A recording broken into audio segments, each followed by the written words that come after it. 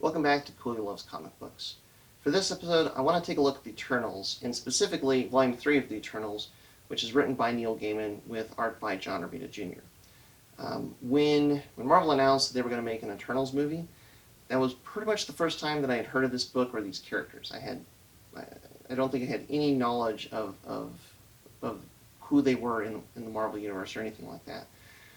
And for the most part, I was content with just waiting until the movie came out to kind of meet these characters, figure out who they were and what they were all about, and kind of see how they played into the greater MCU.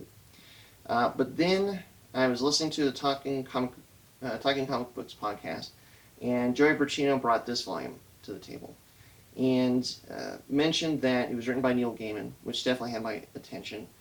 And also said that there was kind of like that there was a mythological connection or relation between the Eternals, and the fact, again, that it's Neil Gaiman that's writing it. I mean, that's something that's right in his wheelhouse. He's most known, of course, for his work on The Sandman or like American Gods, a lot of other things, but I mean, mythology definitely seems to be something that's on his mind that he likes to work with. And I was super curious to see what Neil Gaiman would do with that in the genre of a superhero story. So that was very curious. And then Joey also did mention that he wondered if it was possible that this storyline would be the framework that Marvel would use to make the movie and bring these characters into the MCU. So all of that put together piqued my curiosity, and so I had to seek these books out and check them out. And it is definitely a great read. It was a lot of fun. And if, like me, you're kind of a little bit curious about the Eternals, but was not sure where to get in or if you wanted to check them out before the movie came out, I think you should absolutely check out these books, and especially, too, if you're a fan of Neil Gaiman and his work, this is definitely worth checking out, too. Just some very, very, very light background on the characters, because the Eternals were created in 1976 by Jack Kirby. In the early 70s, when he was working at DC, he created a series of books called The New Gods, and he didn't get to finish those storylines, and kind of, when he left DC and started with Marvel again, he kind of still wanted to work with those, or had some characters and stories that he still wanted to kind of play around with, and that was kind of the inspiration for creating the Eternals. And from there, this is the third volume. Volume 1, of course, started in 76 when the first issue was published. There's a second volume that started in 85. But then there was a big lull between the second and the third volume. And this definitely feels like, part of the inspiration for this was to be a primer. Basically everything that you need to know about the Eternals and who they are and what they are is contained in Volume 1, and then the story kind of takes off from there. And what's fascinating is, basically the Eternals are this group of immortals. There's about 100 of them on Earth, and they've been around since basically since the start of life on Earth. There are these beings called the Celestials, who they kind of go through the universe and and plant life or seed life on planets, and they're the ones that create the Eternals, these race of immortals. And then they also created the Deviants and the humans on Earth, and they all have the roles to play. And all of the Eternals, or a lot of the Eternals that we get to meet, have got names that are related to Greek gods, or similar to Greek gods. For instance, like we have Zuras, which is similar to Zeus. Icarus is a character, Circe.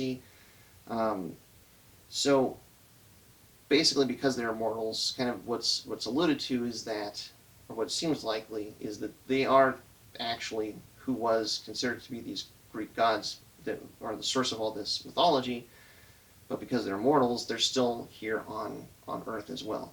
And all of this, we're brought up to speed on all of this in issue number 1. And we're also brought up to speed on the story, which is awesome. It's so basically of all of these 100 Eternals that are on Earth, only one of them remembers who and what he is. And so kind of where the story spins off from here is, he needs to start finding the other Eternals, but then also they need to find out how and why their memories have been affected, so that none of them remember who or what they are and what their roles are. And that's where the story kind of unfolds from there. And it's done so well. The character development, kind of who each of the characters thinks they are and actually are is just handled so well. Yeah, it's definitely a good piece of writing by Neil Gaiman for sure. It's a really interesting story, and just kind of how it all unfolds is just done so well. It's a really fun read, and again, like having not been familiar with the Eternals at all, I mean it was awesome. I really enjoyed it, and more than anything, that was my inspiration for making this video. Is just I think that it's a really good read that kind of goes under the radar because it is so short. It was originally only supposed to be 6 issues, got stretched to 7, but that's it. So it didn't really continue on from there. But yeah, it's definitely worth checking out in and of itself. But if you're curious about the movie coming out, this is definitely a fantastic jumping on point to become kind of familiar with who the Eternals are, what their role is in the MCU, all that sort of thing. If you need any other inspiration to check out the Eternals, it's also worth mentioning that at the beginning of next year, 2021, they're going to do a new volume of the Eternals. And it's going to be written by Kieron Gillen with art by Esad Ribic.